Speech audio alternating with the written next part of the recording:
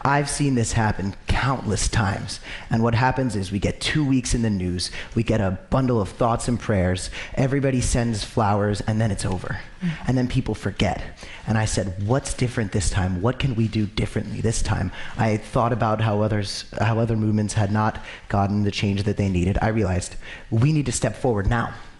We can't take that time. I can't take that time. The people with me did not take that time. We spoke out. We said, no, you're not controlling our narrative. You are not telling our story. We were there. We are telling our story. We see what's going on here. The entire United States, we see what's going on here. We see past this facade that this is inevitable and this is the price of our freedom. We know that we can fix this, but we have to jump now. We've been silent for too long as a nation. We've allowed these things to continue for too long. And continuing on with your question on Saturday, what's important is that we make sure that we speak up to these congressmen, these local and state legislators, and let them know that these are what their constituents want, and that if you choose not to vote on the side of students' lives, that's completely up to you. And if you choose not to vote on the side of just human lives that are innocently taken, thousands of people every year, that's okay, because we'll vote you out. It's as simple as that.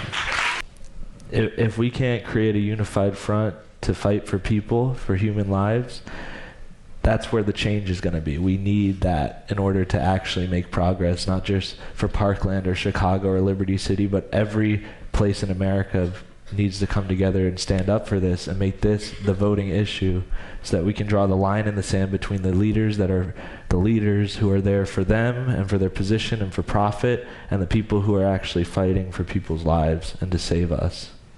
Can't settle into that stew of thinking, I could never change anything. You need to act.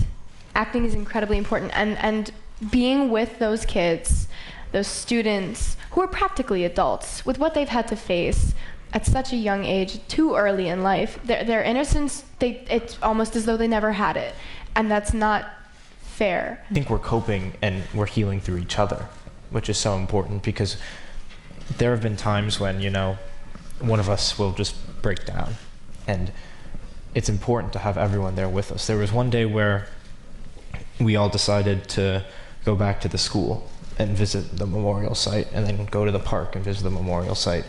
And it was so important and so impactful to see that, this is why we're doing it.